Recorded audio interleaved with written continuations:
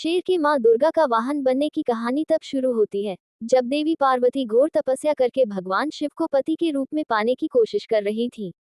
सालों तक तप करने के बाद माता पार्वती को भोले भंडारी अपनी पत्नी के रूप में अपना लेते हैं।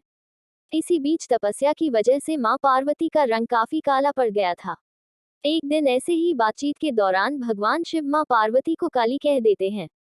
ये बात उन्हें पसंद नहीं आती। वो नाराज होकर दोबारा तप करने के लिए चली जाती हैं।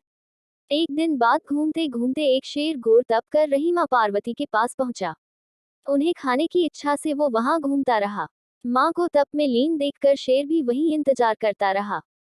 देवी का इंतजार करते करते सालों बीत गए। शेर माँ पार्वती के तेज की वजह से उनके पास नहीं पहुंच पाता था।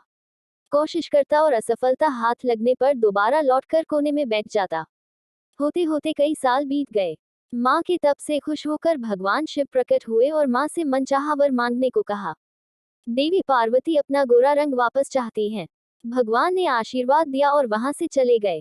वरदान मिलते ही माँ पार्वती नहाने के लिए चली गई।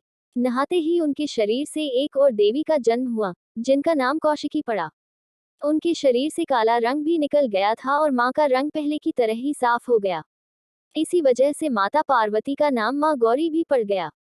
नहाने की कुछ देर बाद माँ की नजर शेर पर पड़ी। शेर को देखते ही उन्होंने भगवान शिव को याद किया और शेर के लिए भी वरदान मांगा।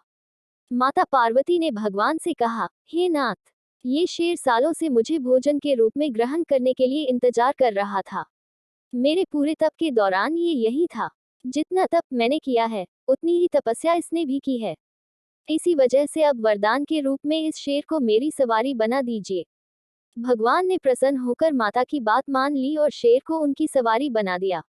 आशीर्वाद मिलने के बाद माता शेर पर सवार हो गईं और तभी से उनका नाम मां शेरावाली और दुर्गा पड़ गया।